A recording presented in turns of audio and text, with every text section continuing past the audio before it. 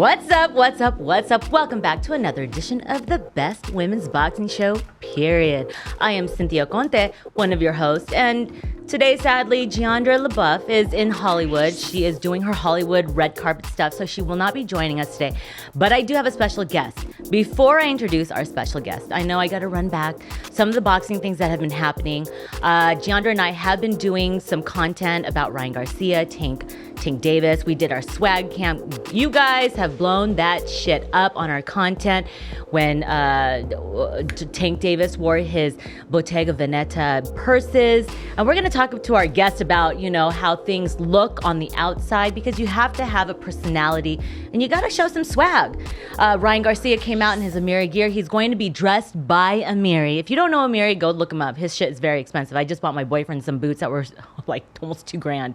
So you guys do not knock on the hustle that these boxers are putting out. They're looking really fly for you guys.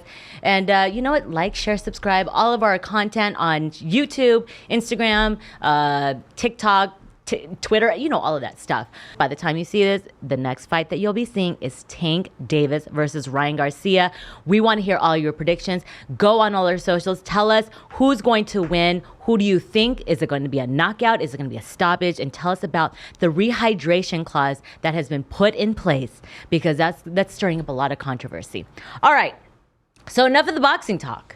So this lady, she's a good friend of mine.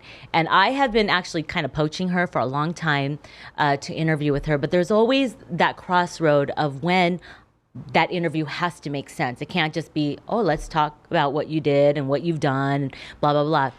And when I've seen her progression in life of what's happened, I've known her from, say, 2013, on the cusp of when she was retiring from her former career and into her career of her new career. And when I read her book, and I don't know if you guys can see it, it's back there. You can't really see it. Right there. It's there. There you go. There's no need for introduction. It's a really beautiful story of someone's life, just where she's been, the shit that she's gone through. And you know what? Everyone faces adversity. I want to welcome to our studio, to the best women's boxing show, period, Miss Lisa Ann. Woo! Thank you very much. Thank you very much. And you read my first book, so now I need to send you my second book. And by the way, that won't be a much easier read. I became a shorter storyteller. So when you learn to speak in radio segments, you realize that you can pack it down into 3 minutes. So the second book is a cross-country read. I timed it. If you started it at JFK, you would finish it by LAX with no layover. Really? Oh, it's really one of those books.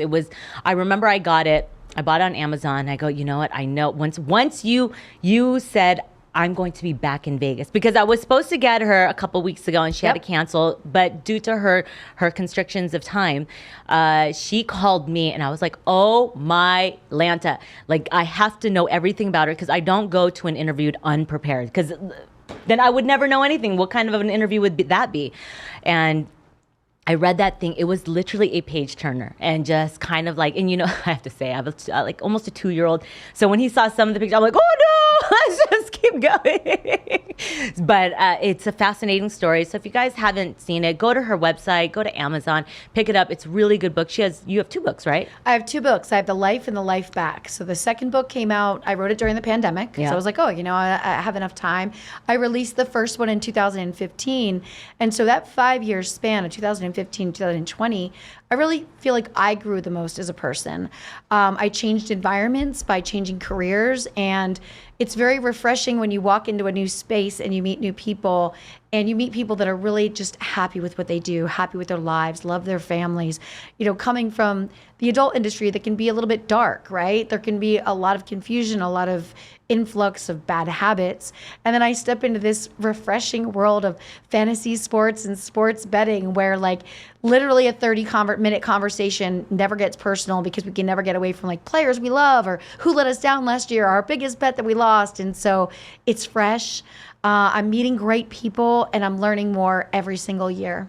That's what I love about you, because during the intro, I didn't know what to say, like how to introduce you, because I'm like, you know what, you're just my friend Lisa Ann. Like I know you as a very famous porn star.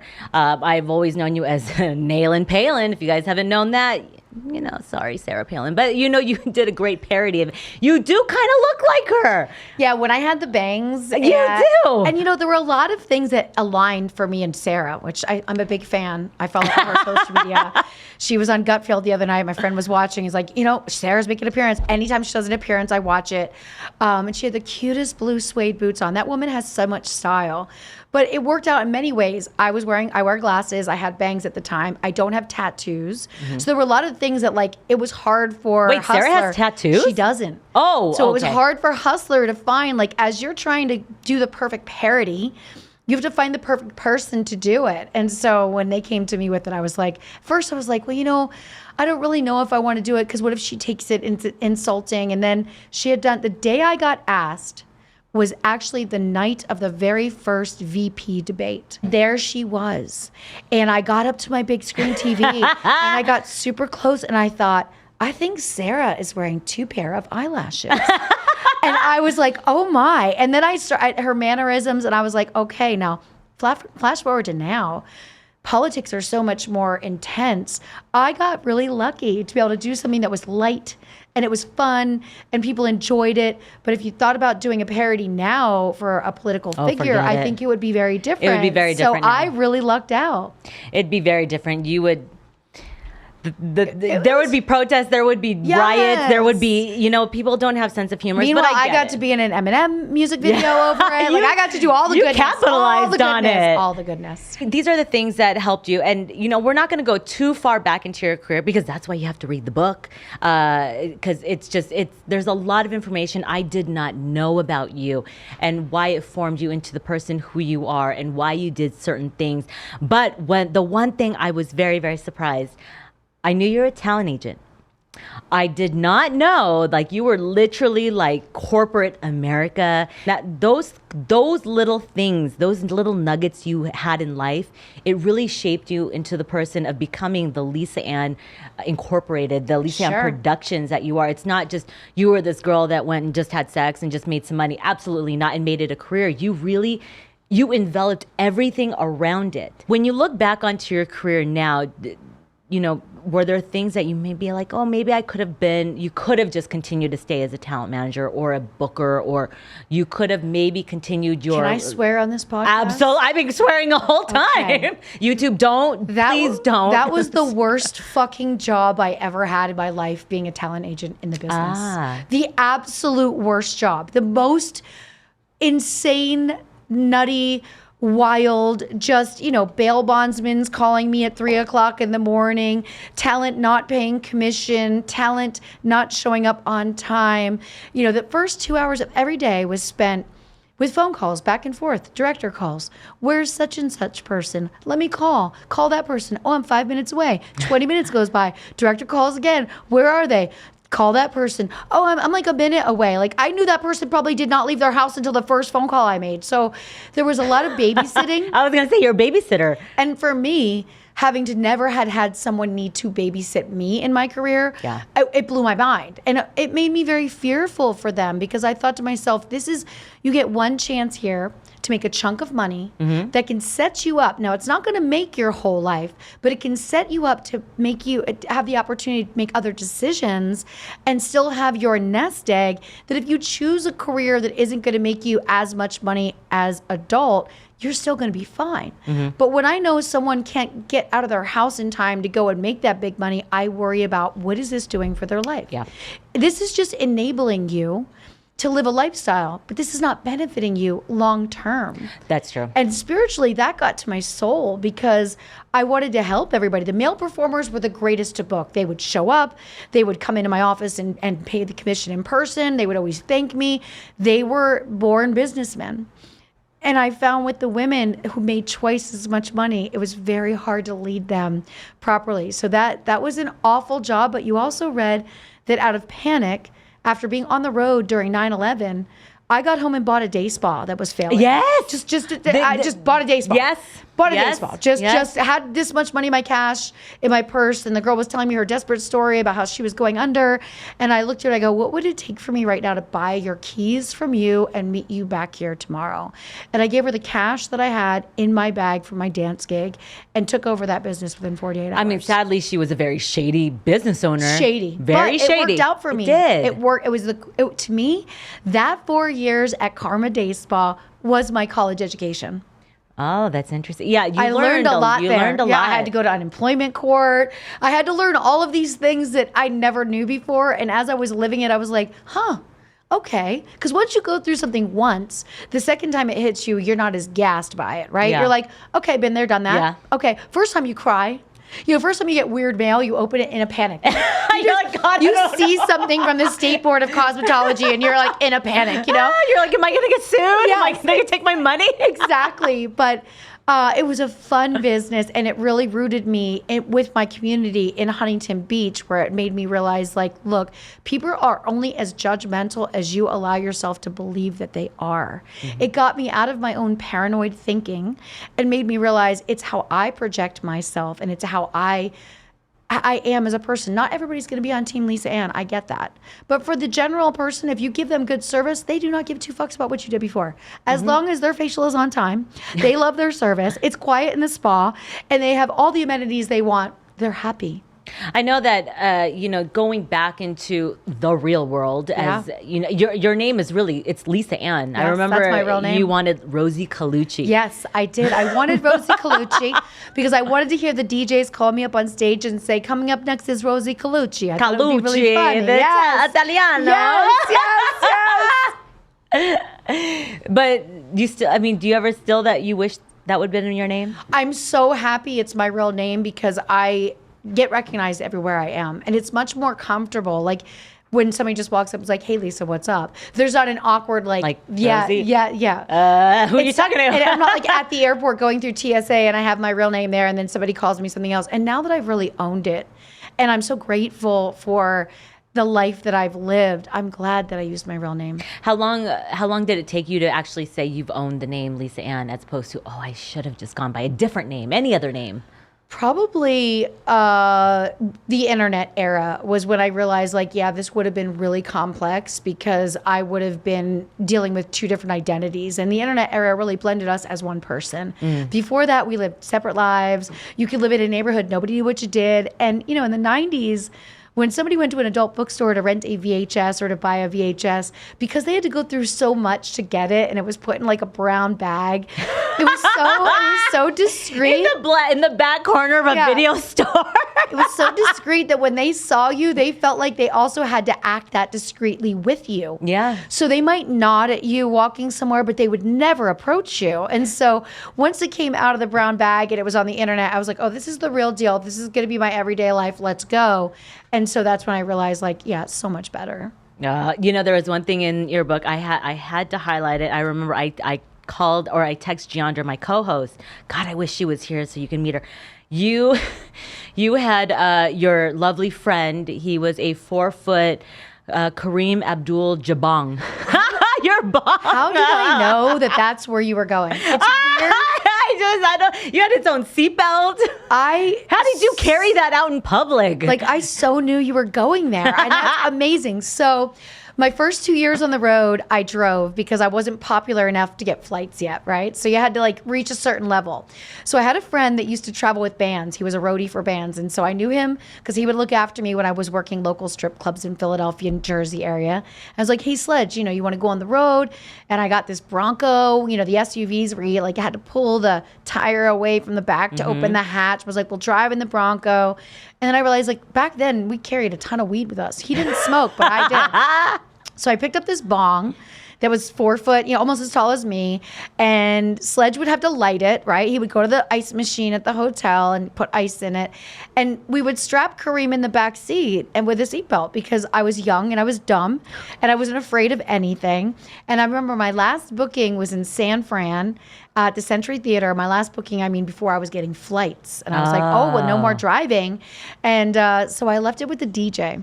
And what was great about when you're young and you don't care that you're staying at the worst hotels like Motel 6 and Red Roof Inn, you can have a party afterwards there. Nobody cares. You don't care. It's not like a nice hotel. You have an outdoor entrance. Like, you know what I'm saying? Like, you can leave the door open and party and nobody cares. So Kareem Abdul-Jabbar traveled the road for 2 years.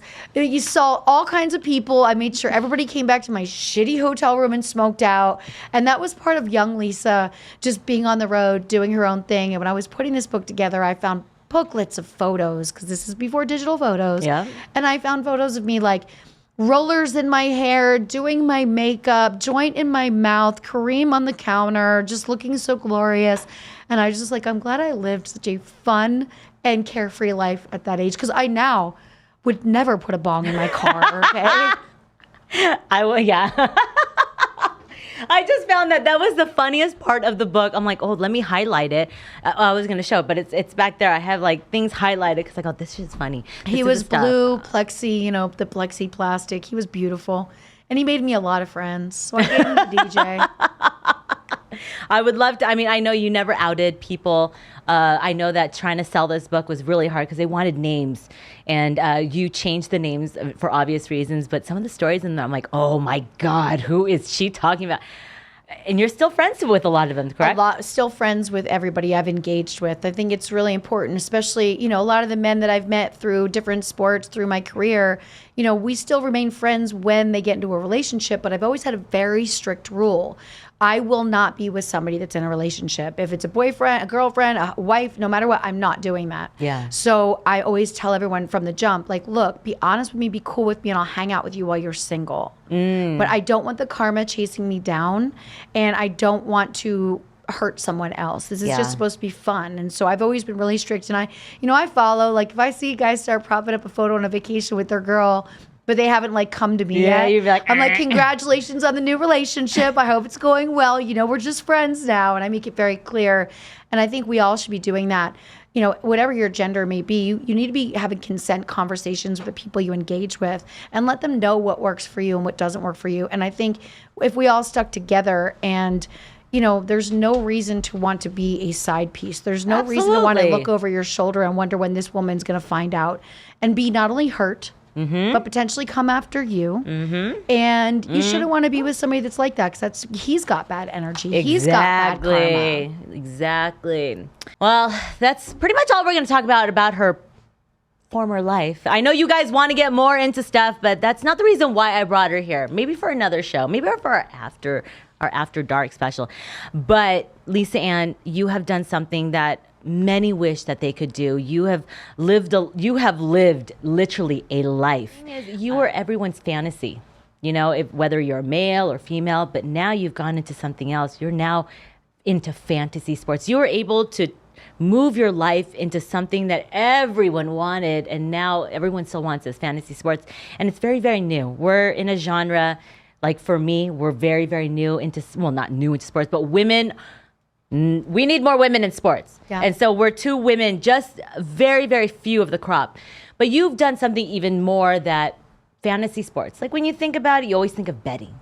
Okay, I've done fantasy football. I've had taters and tots or something like that. I can't remember. Those are the things that I never thought that I could actually make money on. It was just for fun. You bet $5, you bet $100, you win a pot, but you really made it into a sport. But this is something that you didn't even know. It was kind of like, for fun and games. You did know basketball. You did know football. Legitimately, I did know basketball and football, no doubt. When I first met with my boss in the spring of 2013, he had a group of Playboy Playmates doing a fantasy football show on Sirius XM, and that show had just broken up, and he was trying to find somewhat of a replacement for it for the next season. So when we first met, I said, look, I don't know fantasy sports, but I know my guy friends that play them, and they're not any smarter than me, right? and I know, like, I hear people talk about fantasy football leagues all the time, and it's a bunch of jabronis, right? Like, these guys have been doing this for years. Like, so I took that summer And I just read every single book on fantasy sports because I want to know, how did this start? Yeah. What did people do before the internet? Wow, they had to write box scores. They mailed their scoring system. The commissioner was responsible to mail out the results weekly to the league. Like the difficulty when the fax machine was invented, they were like, oh my gosh, we're going to be able to fax each other. I bet you kids don't even like, what's a fax machine? You know, so I read the history, and then I spent a month just like mock drafting, right, on all the different platforms. So I could learn how all the different platforms work and set up these mock drafts. And I realized like, oh, this is the game inside the game. Fantasy sports, whether it's fantasy basketball, football, I now do fantasy baseball as well, fantasy golf. It makes you watch maybe players or teams that you would not watch. You would watch your 3 favorite teams, maybe one team, but when you're playing fantasy, you have a player on every single team, so you end up watching every game. So each NFL week becomes a full week. You know, I have Red Zone going on one TV, then I have another TV that's on standalone games, and I go back and forth in that one, and then I watch the game film from the edits, which you can get on the NFL package. Throughout the week, so that I know exactly what I maybe didn't see. And so it just became like an escape when I was still trying to re-identify with my new life. Who am I? What am I passionate about? How am I going to meet new people? What are people going to think about me? And so at the times Did that worry you about what people thought of you at the time? It worried me before I left. Yeah. And before I started doing fantasy sports, a lot. It probably worried me for about 5 years. Because maybe they thought that you were a fake. Well, when I got my first contract, my best friend, who's a baller, she's amazing, she's brilliant, and she's like, here's the deal.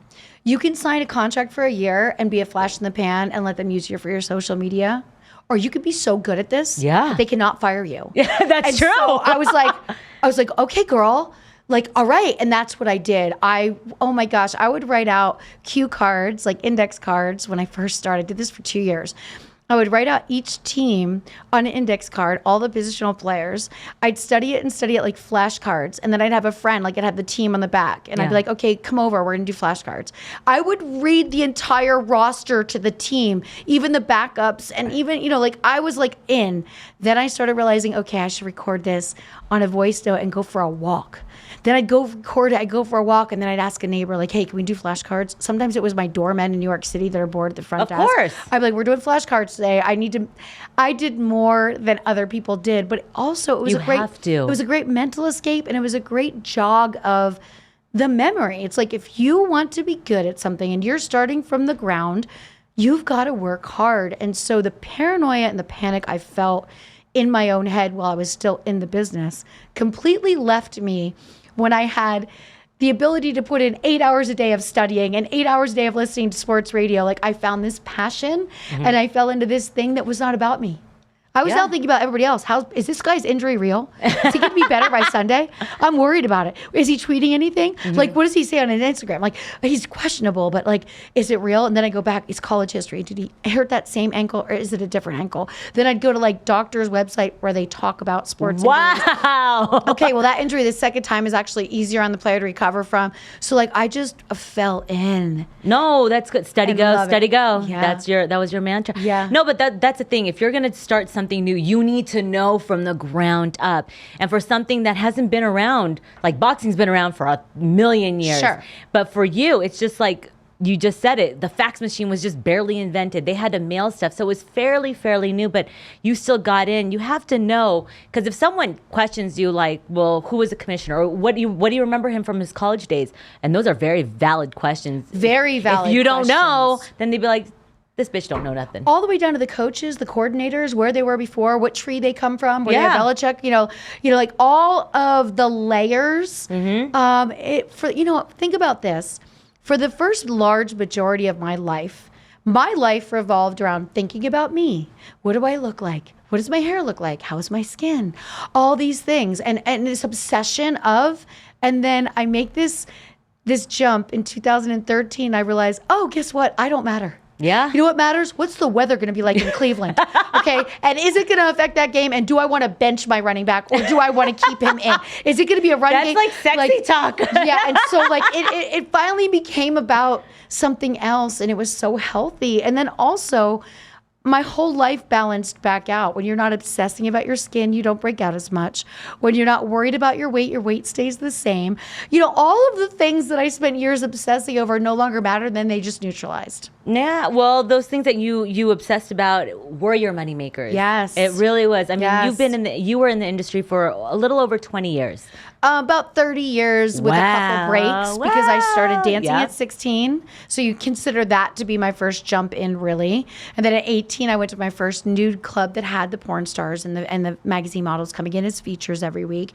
So my exposure was really my entire young adult and adult life. Yeah. But this has been, and then, getting in during a time where FanDuel and DraftKings in 2015 had to go to court to prove, is fantasy sports gambling? Yeah. Or is it a game of chance? And watching that thing unfold. And then 2 years later, state by state, we're starting to legalize sports betting. Yeah. And now I'm learning the next layer. Oh, well, if you're good at fantasy and you're good at knowing what receiver or tight end you're going to play, well, then prop bets become really easy. Because you're like, Travis Kelce's definitely going to go for over 67 yards. You get into this whole nother layer with betting. So you had to also learn. So not only fantasy sports is also betting. Yes. Okay. So Jeandra and I have been trying to get someone in betting. We were trying to get Kelly in Vegas. Her Kelly's amazing. Okay. I've been trying to get her. My girlfriend Sarah is really good friends with her when she was in her nightclub days. When she worked in nightclub. Bottle girl. That's how she started. And we interviewed Large. We got Lisa Ann, your friend here. Oh my God. I'm seeing Annie, Large's wife, on Sunday.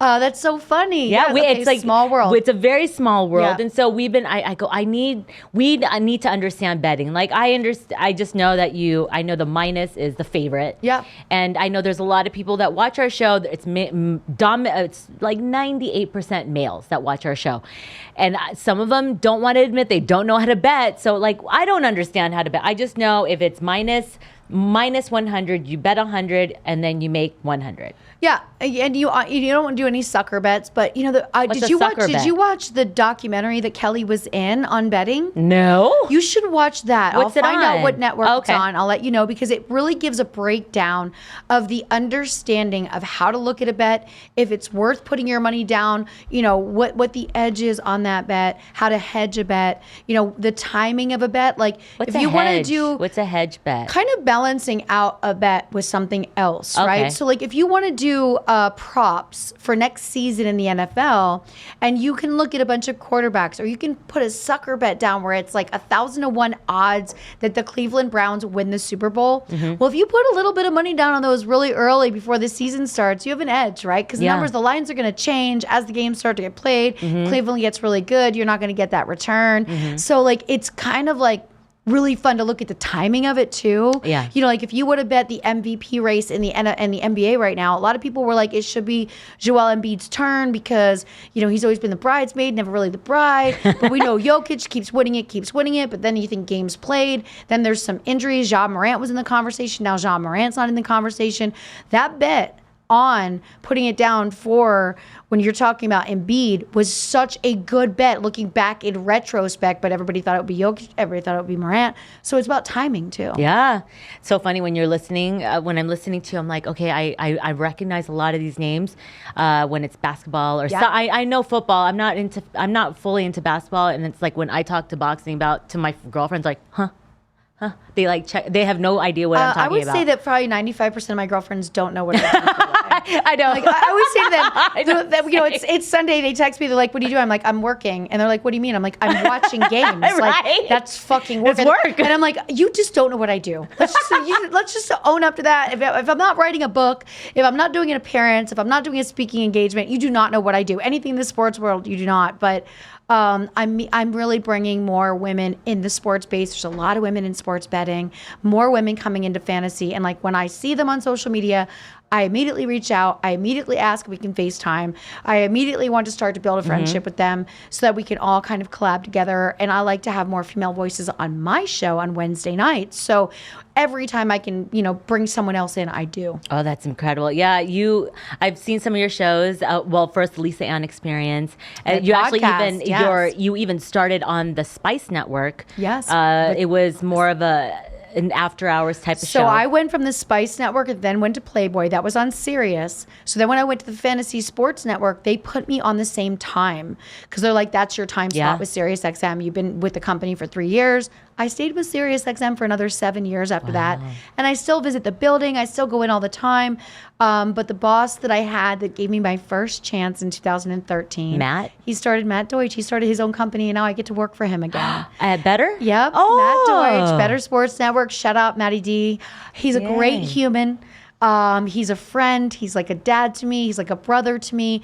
And he's just always wants me to be better. And because of him, everyone at SiriusXM treated me so well. That's amazing. He's got that. He's got that, like, if he co-signs for you, then everybody's on board with you. And so I'm incredibly loyal to him.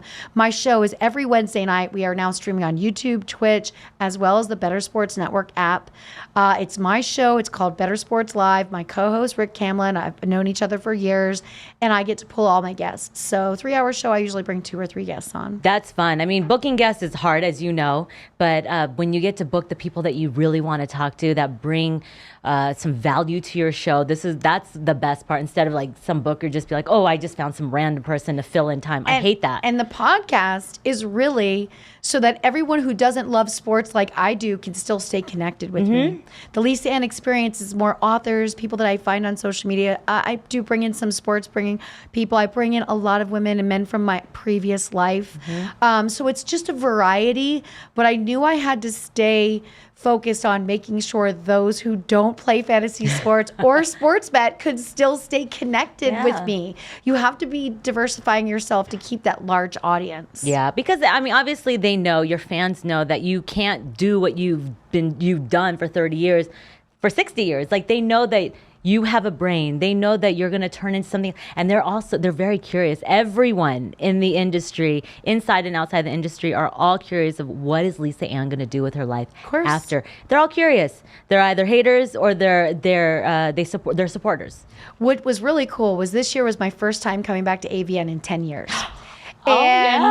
And I have to say, the people that showed up, first I can't believe how many people I've remembered. So not going somewhere for 10 years, but doing it for 20 years. You know, you see a lot of people, especially if they live in Vegas, they come every year. And I was like, I can't remember your name, but I remember your Abby, and I remember your name on Twitter.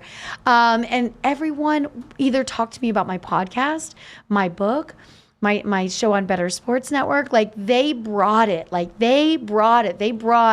It's so exciting to see you doing new things. I follow this. And it really showed me the human side of everyone, that though you're a fan, your main goal when you're a fan of someone is that they're happy. Yeah. And so seeing that, and when I'm doing events during football season, guys will come to trade shows and just give me their phone and be like, hey, can you help me on the waiver wire? Can you help me set my lineup this week? And nothing makes me happier than I'm like, okay, you're going to pick this guy up, and then I'm going to tweet at you on Monday and see how he did. That's amazing. You know, it's incredibly fun, and they love it. So I was able to stay where I kept a lot of my demo, right? Male audience, and most of them played fantasy football, but because we didn't talk about it before I started doing it, I didn't know. And now the sports betting, but it's been a neat way to stay. And then bringing in a more female audience would come from my writing, from speaking engagements, from blogging, from social media things. You know, I really like to express myself on Instagram when it comes to things that I love, whether it's the city, whether it's travel excursions, whether it's cooking. That's where you really get to know me. And so I'm bringing in more women from different things that I'm doing on Insta. And that's one of the big reasons why, I mean, it just happened to be in the month of International Women's Month, Women's History. But I believe that's every day. I don't believe it's just in March. I believe every day women should be celebrated for what they do. I mean, just even being a mother, just being a woman. Because without us, y'all can't be here, men. Sorry, every time I'm behind on my laundry, I think to myself, how do moms do it? How do you do it? You must be doing laundry every second you're inside your home, because sometimes I'll let mine go. And when you live in New York, you have the option. Yeah. I can drop it off somewhere for super cheap, but I don't always love that because I'm kind of freaky. You don't want people touching my laundry. Stuff, yeah. Or you could do it inside your unit, but you have a stackable, so it's small. And sometimes I'll just be like, you know what, let it go, and go downstairs and use like 5 massive washers at one time. But then putting it away is a nightmare because it all is done at one time. But so I admire all you moms moms out there, I empathize with the laundry. It's hard when you have your laundry. I don't do my boyfriend's, I do my son's, but it's just like, oh shit, he peed in it. I'm like, okay, but luckily it's like really small. Yes, but it's like all different laundry when detergent. He grows, yeah. when he yeah, it's gonna be even stinkier. Oh Lord. Yeah, I haven't gone to that point. And if there's a lot of laundry, it's mainly like gym clothes. That's me. Every day you're already making one set of dirty clothes by 9 a.m. Yeah. I'm like, I already got dirty clothes. Like, fuck. It's not every day. So gym clothes are easy because they dry fast. But it's like it piles up because if you're working out every day, I'm like, well, I have like 10 other pairs of pants. That's the problem. You'll let it go, but then you'll run out of your favorite tops. Right. It's always the top. Because if they're not comfortable, you don't like working out. It's always the top where it's like, okay, I'm out of all my favorite tops. So I got to do laundry now. Yeah. So that's why I know when people are going to ask, well, why is Lisa Ann on the show for Best Women's Boxing Show, period, is because we celebrate women. We celebrate women in sports. And she's been able to pivot her life into something, create her own life. I want to touch back when you talked to AVN. I remember when you invited me to AVN and you invited, I think it was the guy, we sat next to each other and some guy was holding a sign. I think that's who you invited. It was Matt McGann. Is that you hung out with him? College game day kid. Yeah. So yes. And you know what? We're still friends. Oh, okay. And you know what's super sweet? He came into this city. So the great thing about living in New York is everybody visits once a year. Yep. And you get them for like 4 hours. I'll take you to lunch. We'll go walk in the park. We'll have a great time. He wanted me to meet his girlfriend, who he's soon going to propose to. Does she know that? She does not know that. Okay, we won't say. Well, yeah, we won't. I won't put a post out. But he brought her to meet me, and we had a lovely lunch. And we went for a walk, and it was around the holidays, so I took them to go see the tree and the light show at Saks. And the story with Matt McGann is, and I wrote about it in the book. Yeah, you did. I was in my tiny little studio apartment in New York City watching College Game Day, and I see this sign, and it says, Baylor's defense has more holes to fill than Lisa Ann. Yeah, I remember that. And I see this sign, and I'm fucking dying. Because right away, I'm picturing in my mind this group of college kids who were giggling the whole time they were making the sign. They had to get it by the sign screener. You know, I never had the opportunity to go to college. And so I celebrate people who have the bonds that they make in college. You know, you meet people in college, they're friends forever, right? Yep. It's like being in the military, you're friends forever. And so I went to Twitter, I took a picture of my TV, and I went to Twitter, and I was like, okay, search and rescue, we need to find this kid. Within 4 hours, a girlfriend of mine from Australia was able to like go down the rabbit hole and find out where he went to school, and a bunch of his friends taking behind the scene photos of them making this sign that folded up so that when the screener was there, it was this way. And then as soon as the guy turned his back, they opened it this way. And so I reached out to Matt on Twitter immediately, and he was like, I can't believe you're not offended. I'm like, why would I be offended? I have a great sense of humor, but I just want to know how you did it. How'd you get it by? How much laughter was involved in this? What made you come up with it? And so I reached out to TMZ and I said, TMZ, I want to invite Matt to go to the AVN Awards with me, and I want to ask him on TMZ. And they're like, okay, we'll make this happen. So I did it. We FaceTime. His parents were in the back room. His mom is a lovely human. His parents are great people. They've been incredibly kind to me. But we've stayed friends. So I took him 2 years in a row. And then the second year, he was going to school for sports marketing and sports broadcast. His school allowed me to come there for a week and sit in on his classes. Oh, that's amazing. So I went there. I stayed in a hotel right by his apartment. And every day after class, we'd go back to the apartment. Like 8 of his friends would be there. We'd be watching games. And I remember just saying to him, like, I'm going to live the life that you guys live. So whatever you eat, I will eat. You know, just so we get home, what is he doing? He's putting like a whole tray of tater tots in the oven. You know, all like chicken, everything that came nugget out of a bag from the freezer to a tray with foil on it, all the things I would never do. And I was like, you know what? Mac and cheese from the box. I'm like, you know, I'm in it. And that bond we formed, and, you know, Matt was a part of my life when I was going through a very destructive time. And our friendship really was a light for me. Oh, that's nice. And he knows that. And so we've stayed so close. We talk regularly. He's killing it. He was coaching a college basketball team for 3 years, and now he's working for an agency, a sports marketing agency. And he's just brilliant. And so, yeah, you did. You sat by me and Matt. So there's a story.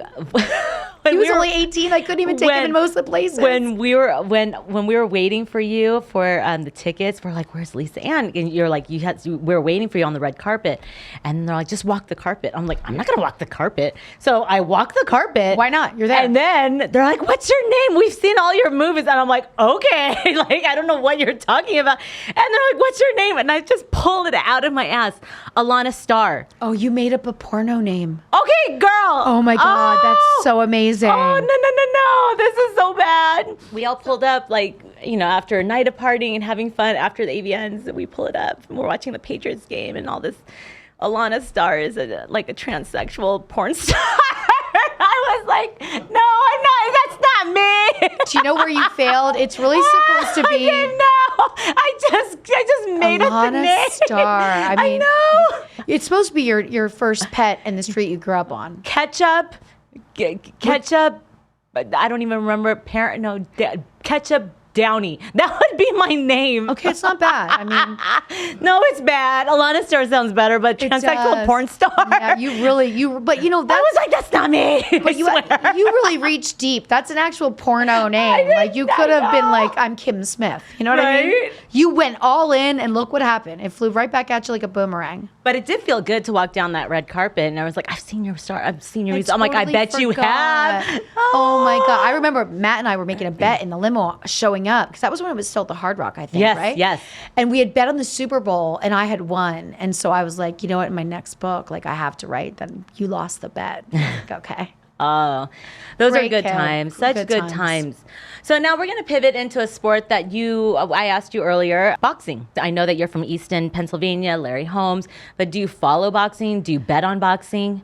I don't bet on boxing or follow as much as I should at this current time. I will say Dana White sucked me into UFC during the pandemic, and I watched it for 3 reasons. 1, it was available every fucking Saturday. 2, we weren't spending money on anything, so I did not mind giving ESPN that much money every week. And 3, I watched them thinking, if they're fighting and slobbering and bleeding and sweating on each other and they're all alive, that we're going to make it through COVID. Yeah. So like that was really the three-peat for me of like why I watched. But growing up in Easton, Larry Holmes was so celebrated. When he would come home from an event, we had a main street with a circle, and that's where we'd like cruise the strip. Mm-hmm. Everyone would line the streets when he came home from the airport just to wave to his limo. And it was like a respect thing. The whole city would stop what they were doing and go out. He was so well loved and so respected. And it was just a big deal to be from a small town. Mm-hmm. And he's your hometown celebrity. He was our hometown celebrity. So I followed a lot then. My dad was a wrestling coach and worked with Larry when he first started boxing, because wrestling was a big part of something to learn a skill set to, not get on the mat. Okay. And funny, because then later on, starting UFC, I went down the fantasy rabbit hole where I'm like, I need to know where he coached, what he does and doesn't want to do. Is he good on the mat, not on the mat? Does he need to stay upright? Like I got of course, had to dissect it 1,000 different ways.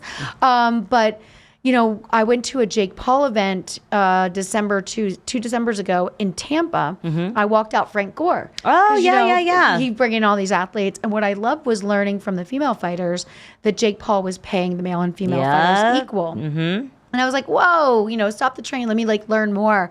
And I learned a lot about what he's brought with the money that he made through YouTube and social media for this equality in this space. And so they really enjoyed working with him. They would come to events even if they weren't fighting that night. Like it just brought this really nice unity together. So that was a really cool event. I love his big machine. Mm-hmm. that big monster thing. Yeah. Like I was like, wow, how much does that cost? Right. I'm going into business right away. Like, how much does it cost to transport that thing? Get it set up everywhere. But I think he's given something totally different. It was surprising to see him lose his first fight. Mm-hmm. But I loved his presser afterwards because he was, he wasn't really banged up. It's very impressive to me how in boxing and UFC, you're getting the shit beat out of you. You get 5 minutes cooling off and you're doing an interview and you're swelling up in front of the camera, and they're just so good with their interviews. They're so well spoken. They remember to thank everybody. Mm-hmm. But I thought it was great because that's fighting. Yeah. You can have one off day and that's the day you're fighting. That is today. And it's funny because we've talked about Jake Paul many times on the show of, him becoming a YouTuber, becoming a professional boxer and a promoter who gave Amanda Serrano, his first fighter, $1 million payday. And plus, he has Shadeja Green. She's a female that she's now a world champion. This other kid, I can't remember his name, from Long Beach. So he's like a full-fledged promoter. And we gave him his shit, but now Jeandra and I, we fully respect what he's doing because he's doing a lot of things not a lot of promoters are doing. Promoters, I know you guys don't like it when we all call you out, but you got to do some stuff. People like some $1 million paydays. But are there any fighters right now you currently like? I've met Amanda and got to spend time talking with her. Amazing. So I'm going to say Amanda would be the one. Okay. Any male fighters? Not right now. I've just been really now that Jake's fighting other fighters as opposed to just other people, I'm going to start studying again. Okay. I think there's a fight that I would love for you to like really look on because it's so mainstream. Gervonta Davis, he's that guy Tank Davis and Ryan Garcia. Yep. That is a fight. Tickets are going for $59,000. That fight is coming up in April. And April it's here. Here. Because MSG T-Mobile. is a big spot for fights as well. It's at T-Mobile. But it's here in Vegas. Yeah. Because I just feel like this is the spot. It's a mecca. Yeah, it's a mecca of fighting. I'll do my work on that one. I see a lot more coming through MSG as well. Amanda just fought there not too long ago. But yeah, I got to get back in your world. Actually, I better not say boxing. Vegas is the mecca because that's New York. Vegas is totally different. I forgot the name, the capital of boxing. I forgot what the fuck they call it, but it's not the mecca because people will get mad. Madison Square Garden is the mecca of boxing, but no, all of them are coming here. But the new place that's going to be boxing, Saudi. Oh yeah, everything's Saudi. We got Live Golf. We got the Saudi money. Like I always say, this Saudi money shit, like the Kardashians are like scraping, they're broke. Okay, like that money versus Kardashian money. And I remember the very first Kentucky Derby I went to, I realized like, okay, this is money. This is oil money, land money, bourbon money. This is generational money that cannot be wasted or lost. Do you understand horse race? I do. You need to teach me. OMG. I have been, Have you gone to the Derby yet? No, I can't. I've been pregnant and it's a bucket the COVID. I will say this though, it's always the first weekend in May, and it seems like there's always a big boxing event the first weekend in May as well. Yeah, May 5th. And that's when the Derby so those things collide for you. Oh, well, I won't be in this year. I will not be here for Canelo versus Ryder because that's in Guadalajara. I will be working. I'm doing this new boxing league. I'm doing color commentary for it. Amazing. Yeah, so that's something that's like that's eventually what I want to do besides host and interview. Sure. Is to call fights. Just to give the background of a fighter, because that's what I essentially do anyways, or anyway. In boxing, I want to ask, since we talked about a little bit of betting, I want to understand. So I don't know if you're familiar with this. So the prop bets. Yes. So do you understand? Let's just say Benavidez versus Plant. In the 7th round, it's going to be a knockout. The 8th round, it's something else, and then something else. Like, what are those kind of bets called? So those are going to be, I guess, in boxing, since I don't really bet boxing, those would be considered your prop bets, right? Those would be your chance bets. So if you want to hedge one of those, you could then hedge it with who you think is going to win the fight. So you would have a little bit of a balance. So if you don't hit on the first one, if it doesn't go the 7 or 8 rounds, but you still pick the winner, you're still winning something. So if I bet, say, $100, and then I don't win on that, and I hedge, and you bet $100 on something else in the same another fight. 100. Yeah. Okay. Damn. Okay. You got to keep throwing down the money. Sometimes I feel like you just bet the underdog because it pays out way better.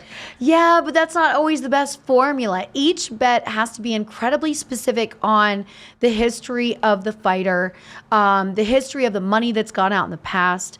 There's some smart bettors that you can follow on social media and look at the history of what they've bet. And it's like the underdog is the common bet. It's kind of like in football. Everyone wants to bet the over. Yeah. Because people like scoring. Of course. Okay, but you can't bet the over if the weather's going to be bad. You can't bet the over if the star number 1 quarterback is out. You can't bet the over if there's a lot of injuries because you're going to have less points. Mm-hmm. So you have to think about all of the variables. Like I'm like, is it a dome game? Is it an outdoor game? I'm studying weather. For the Sunday games, I start watching the 5-day on Thursday in every single outdoor, stadium. Every single stadium. Because I'm like, I'll just stay away from some games if the weather's going to be too weird. Because to me, Mother Nature becomes the third team on the field. Yeah, it's true. It can ruin everything. Yeah. Yeah, I mean, we've seen it. We've seen it many times where you see blizzards or you see rain. Yeah, rain. Or wind. Mm-hmm. All of Because that those affects things. the wind, affects the ball to go somewhere else. Yep. You see that Jimmy Garoppolo is now Raiders. How do you feel about it? I'm not a big Raiders fan. I'm a Pats fan, but he's here. They said all the Summerlin housewives have something to look at. Look, he's a great quarterback. Yeah. He hasn't been in the greatest situations to protect him. Yes. Meaning that he gets hit, meaning that he takes injuries. It's a bummer to watch any player go season after season and battle injury. That's just sad because, that's their whole life. Mm-hmm. And then they get labeled as, he's injury prone. No one player is more injury prone than any other player. That is not a fact. It's not true. It's not real. It's a matter of circumstance. Saquon Barkley a couple of years ago came back from a big injury and then had the weirdest thing happen. How somebody landed on his leg the wrong way, created another major injury. Yeah. But Jimmy G did take his team to the Super Bowl. Yep. Remember, in 2020, though he did overthrow Emmanuel Sanders in that game and they potentially could have won, I was at that Super Bowl. First thing I said to everybody there was, by the way, this is going to be the last game that Emmanuel Sanders ever plays with Jimmy G. Mm-hmm. And he wanted to leave that team immediately. He didn't stay. But Jimmy G is a serviceable quarterback. He's going to be playing his home games in good weather in a great new stadium that has a dome option. All of those things are going to work for his longevity. He has Devontae. Yeah. There's going to be great things. And I think he was the move. Moving on from Derek Carr, it was time. I don't love how the Raiders did it, but I thought it was good. Look, Derek Carr had to deal with so much turnover with the Raiders, from coaching situations to negative news coming out. A lot of weirdness. All of the Henry Ruggs situation was hard on all of the players. Yes. You have to think about how that affects every player on a team, every person within the organization. It's sad, and that's doom and gloom. Jimmy G is going to bring in a fresh start. He's a ton of fun. He's a great quarterback, and I think he's going to be really good for fans here because you have great fans. When it comes to hockey, NFL, and now the conversation of you guys potentially getting MLB and NBA, I get it because your games sell out. Your Golden Knights are loved. Oh, yes, they are. It's hard to get tickets. They're amazing, right? So this has now become a sports mecca. Vegas in the past 10 to 15 years has transitioned from being a place where people went to gamble and see shows to now being, you come here to fine dine and see sports. Yeah, it's become the sports capital of the world. Yeah. I mean, we're trying to, or I think Atlanta or I think the A's, I can't remember which baseball team's trying to come in. Oakland A's, there you go. It would make sense if it was Atlanta because the A in their logo. So that's why you said it. I just want to clarify that for our listeners. Thank you very much. She had the right. Thank you. I was almost there. And then they also have this one, the net. It's like a basketball type of theme. Did you hear about that hotel being built? Yeah. Yeah. I was like, I thought of you. I'm like, oh. You're definitely going to get an NBA team. There's no doubt about it. And there's teams that could use to move, especially teams that share arenas. The Clippers would be a great move out here. You could also look up at Sacramento, where it's not a really desirable place to go. Places where they're not selling out because maybe their stadiums or their arenas are not in good locations. Going to Staples Center is kind of a shit show. No, Clippers is now getting their own arena. It's really that's right. pretty. They are down in Torrance by, you're right, SoFi. But yeah, I mean, I think it's going to be a great season for the Raiders. Your fans travel from California. They do. You have a ton of fans here. You have a beautiful, beautiful stadium. And you have people that absolutely love sports. They really do. It's really a fun town. I mean, I'm grateful that we moved here and just I need to get out more of the sports, the games. It's just my son was just a little too young, but now we're gonna start. You have your rest of your life for that. And you have the rest of his life for that too. There's no sense rushing it. I was like, okay, you're gonna play football. I don't know about boxing, even though I want him to box, but I kind of know what happens, in the head. Ice hockey. There's just a lot of things. Okay, now let me ask Mac Jones. Tom Brady. I really wish Tom Brady would actually just sign his final, like, okay, I'm going to really retire in New England and then call it a day. I don't really think he needs to go through that hoopla. He's got a great contract waiting for him, or he gets to be in the broadcast booth for a stupid amount of money. Yeah, it's almost the same amount as he's done throughout his career. Whole career. And I also think that there may be some pettiness there. If you noticed, when Brady did move to Tampa to play for the Buccaneers, he really started to come out as a personality on his own social media, which is very exciting because, you know, you're a Patriots fan. You just got Juju. And Juju is one of the greatest football TikTok stars out there. Yeah. And I don't know how Bill Belichick is going to handle Juju and the TikTok. So this is an experiment that we all just cannot wait to see how it unfolds, because I feel that maybe Brady felt a little held back by showing his personality. I know there's also rifts with his trainer. And I don't think Brady has to do it. Maybe he would have done it if he stuck with his retirement the first time. But I think getting back in that conversation and then people misleading the news, because we know now news, you know, people just take a story and they run with it. It would go from him going back for one day to get his retirement, his jersey retired, all of that, to him going back to playing. And I just think he wants to stay out of the fray right now. That's true. You know, he's got other things. He has 2 cats to take care of, his 2 kittens. Oh my gosh, when he put that tweet out the other day, he's like, obviously you've never adopted a kitten for your child. It's so cute. That's what I love about. He really came into his own, his personality. I'm like, oh, he really is funny. He really is funny. He really is funny. And look, he's ageless. He takes great care of himself. He's a reminder that you can have a long career if you eat right and live right. You think he's going to still eat avocado ice cream? I do. I think I don't. I've never had it, so I wouldn't know. I eat 95% plant-based. So when I'm at home, I only eat plant-based. The only time I eat other foods is when I go out. Okay. So if I go out to dinner with friends, I don't go out to eat if it's just necessity eating. I don't do that. I don't order takeout. Like, I did the whole pandemic without ordering takeout once. What? No takeout. Oh, I don't like you. people at my door knowing where I live, so it's a paranoid thing. And also, I don't like not know. I need to have a visual with who's touching my food. Yeah. Weird like that. And also, I just cooked. We had so much time. Why be lazy and have someone else make your food? You have all day. We're not going anywhere. This is the time where I can make a soup with like 200 ingredients if I want to. I could be cutting up vegetables for 4 hours. I'm not missing anything. That's true. So you know what I mean? So I cook and I eat really clean at home. And then when I go out, I let myself have whatever I want. Okay. And then lastly, before we wrap up, Aaron Rodgers, I guess, is he really going to the Jets? So right now the holdup is between Green Bay and the Jets. More on the Green Bay side than on the Jets side. The Jets are clear. I watch Aaron Rodgers every Tuesday on Pat McAfee. I was flying here on Wednesday of last week, and I was so thankful. My flight landed a half an hour early, which meant I could listen to the entire conversation live instead of having to go back. I'm obsessed with the Pat McAfee show. Pat McAfee is kind of flipping sports media on their back. He got his first-hand scoop this week with Adam Thielen's new deal, and he put it out there first. This morning I was watching him, and he had Ian Rappaport on. He's like, so Ian, you know, my tweet went out 8 minutes before yours. My sources were Adam Thielen. He reached out to me. Do you want a scoop? He's just made sports light and fun and positive, and doesn't really bang on anything negative that players do, or doesn't really bang on negative things going on in the world. So I am a huge Aaron Rodgers fan and supporter. I am. Okay. I love that this man, he's wealthy, he's successful, he's good at everything he does, but yet he still wants to learn more about himself. Yeah, he really wants to find the inner, like with all the things, the ayahuasca, the mushrooms, he's fine-tuning himself every year to be a better version of himself. And I hear a lot of naysayers like, oh, he's just weird. And I'm like, well, let me ask you something. You're not trying to improve yourself at all. Right. Because you're still using your own opinion as authority to what people think of someone. And here's this person that reads a book a week, does crosswords every day to keep his brain strong so he doesn't have CT.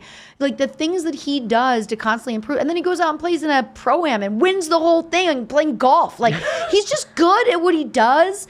And I think it's very threatening to people. I think it's threatening that somebody that's that successful when it comes to the monetary side of success, the accolades, being the league MVP 2 seasons in a row, all of the things that he's done, and yet he still wants to be personally satisfied as a human being, treat people right, be mindful, be kind. Like that's just next level shit that most people are on because they don't understand it, because they're not tapping in on that themselves. I think it's, when you think of CEOs of high-level powered corporations, a lot of them do this. They get up early in the morning, 5 a.m. They meditate for an hour. Like, I take the first 3 hours of every day to myself. Yeah, wow. 3 hours? From waking up to doing some reading, to my workout, to sitting in the sauna, to my shower, to making my smoothie. I interact with no one from 6 to 9 every morning. Every day. Wow. Even here, when you're here? Here's a little bit different. I got up and read for about an hour this morning because I didn't go down and go to the gym. I did a little yoga in my room.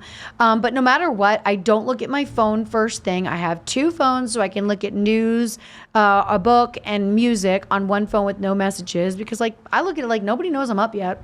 That's true. Okay, That's true. You're not posting. You're not doing anything. And I don't want to respond to an email when I'm not fully engaged with how I feel about my day, how I feel about myself, until I have my shit together, and then I can be very thoughtful when I respond. You know what? I don't know about 3 hours. Because my son naturally just wakes me up. I have 2 plants. That's it. You know what I mean? 2 plants. You can always take care of Brooklyn. Auntie Lisa can come over anytime. It's different when you're a parent. Yeah. But for me, that's what I made work for me. And I instilled this in my life years ago. When we all started getting to the point where the first thing we did was looked at Twitter, I remember thinking, this is really toxic. And then I read a series of books on the effects of the internet on a brain, and the effects of the internet and your thoughts in the morning. And I was like, okay, consciously, I need to be aware and not fall into that rabbit hole. That's true. Well, God, there's so much. There is one thing I did right. I have to say it. I love this quote in your book. Looking back at this time, I realized I was outgrowing my environment that I was once comfortable in. You were getting a better sense of yourself and a better sense of the world when you left your porn days and everything behind, and you're stepping into the world that you are currently making a life and a name in yourself. I mean, I'm so proud of you, Lisa. I remember sitting with you at dinner, and when you started telling me about your transition, and I was like, I could totally see it. I remember saying, I'm really proud of you, Lisa. I can't wait to see your journey. And years later, 8 years later, we're sitting here talking about it. And 10 years later, we met in 2013. But let me say a little something about that quote. When I started in the strip club world, there were so many rules. No one was allowed to touch you. There were no dances when I first started. And then when there were dances, guys were... What did you do?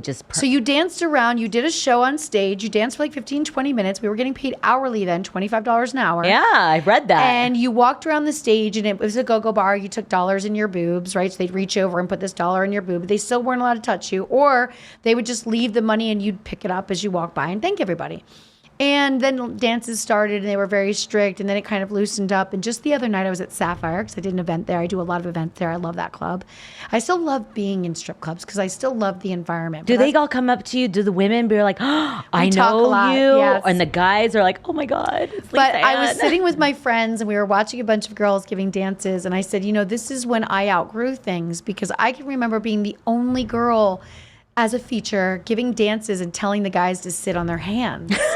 And so I would just be like, this is not a petting zoo. This is not a contact sport. I am not making that much money where I feel like it should be worth to me someone that touches me. Yeah. It should be a choice. It shouldn't be 20 people a night at a club. It shouldn't be, but that's just me. Doesn't mean anybody's right or wrong, but I was raised in this world one way, so it was really hard for me to adapt. And instead of adapting and changing my values, I just did not want random people to touch me.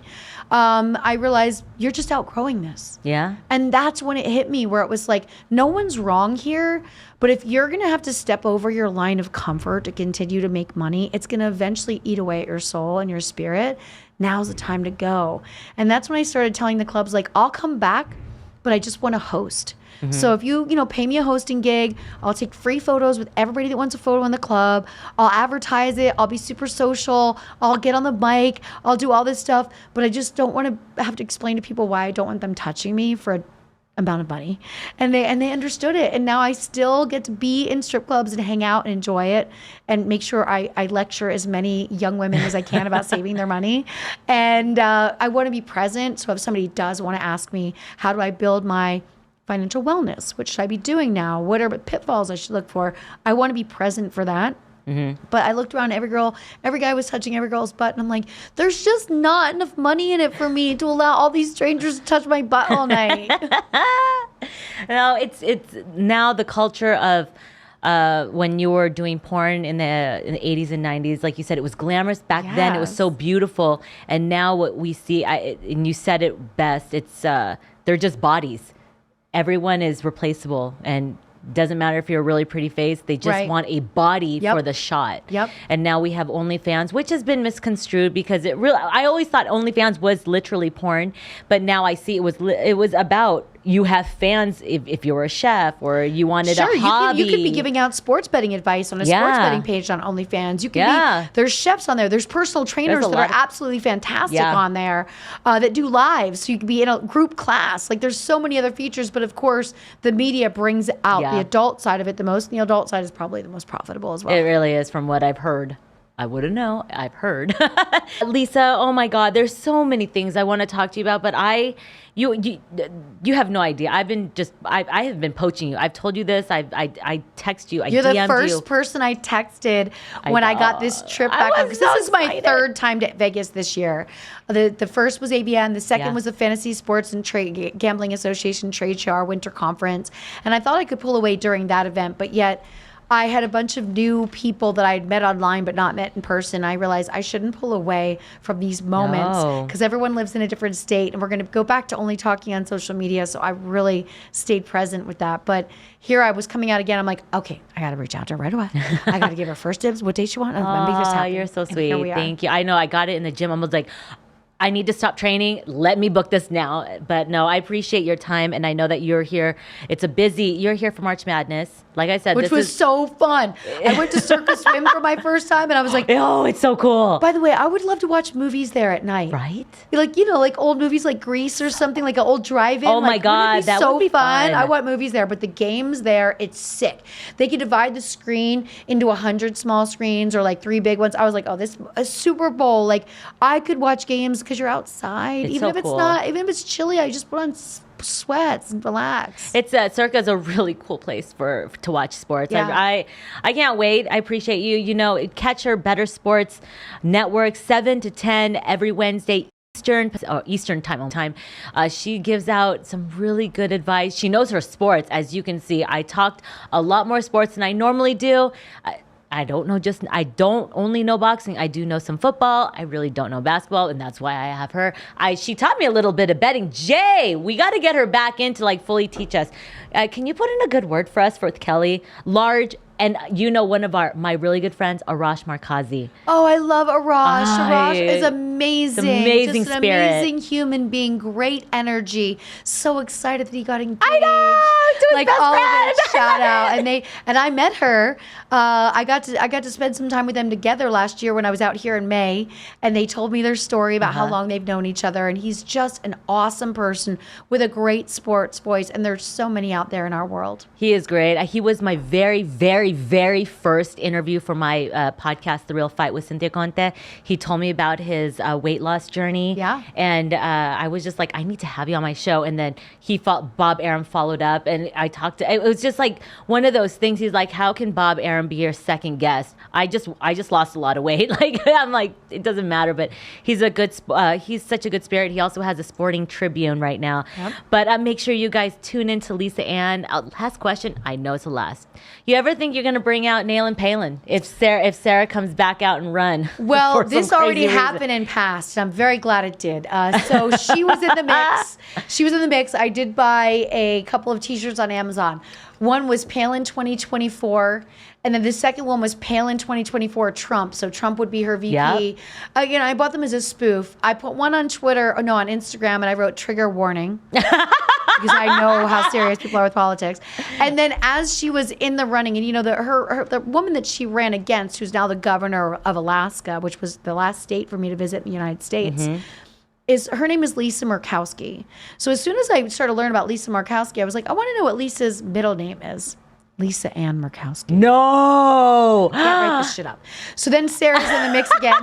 And then I start getting calls from companies in the business like, would you do Palin again? Would you do Palin again? I'm like, it wouldn't be fun at this time. I want to stay away from all politics. I will bring her out for Halloween once in a while, just for fun.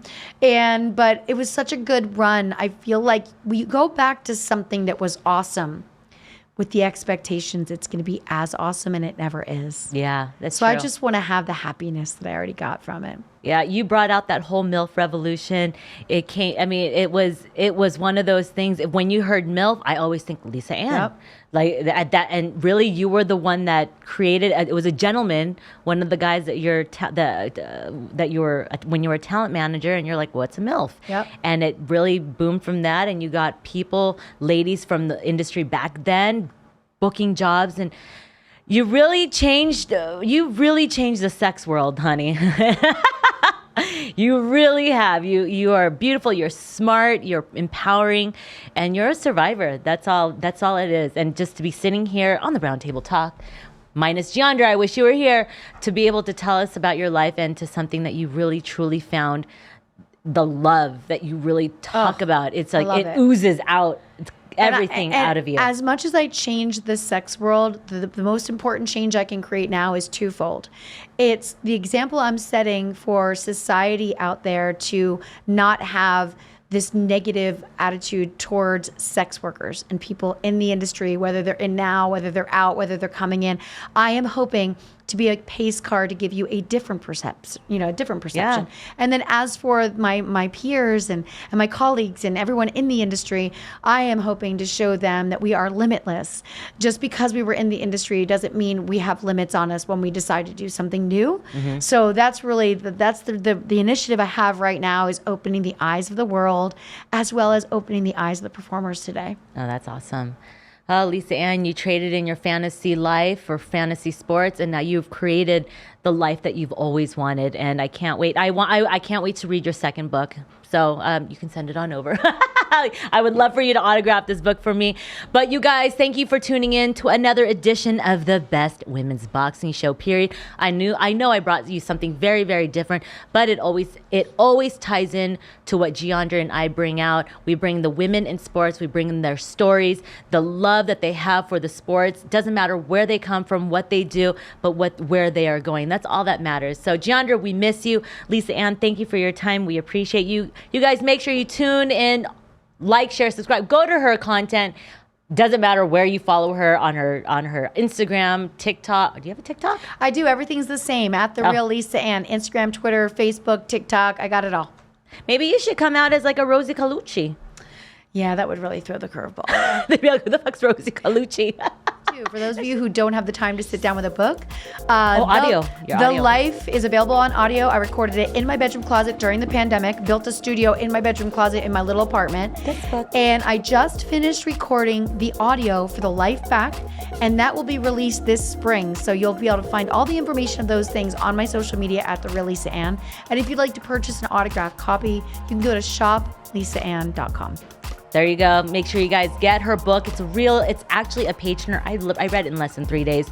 But audiobook, if you guys don't like to read exactly what she just said, support Lisa Ann, support everyone in the industry. And women, we would love to hear more of your stories. When you see Lisa Ann, don't be afraid. Reach out to her, and she always has some answers. She's very bold. She will answer all of your questions.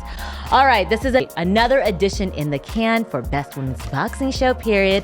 I am Cynthia Conte. See you guys at the fights. Bye, guys.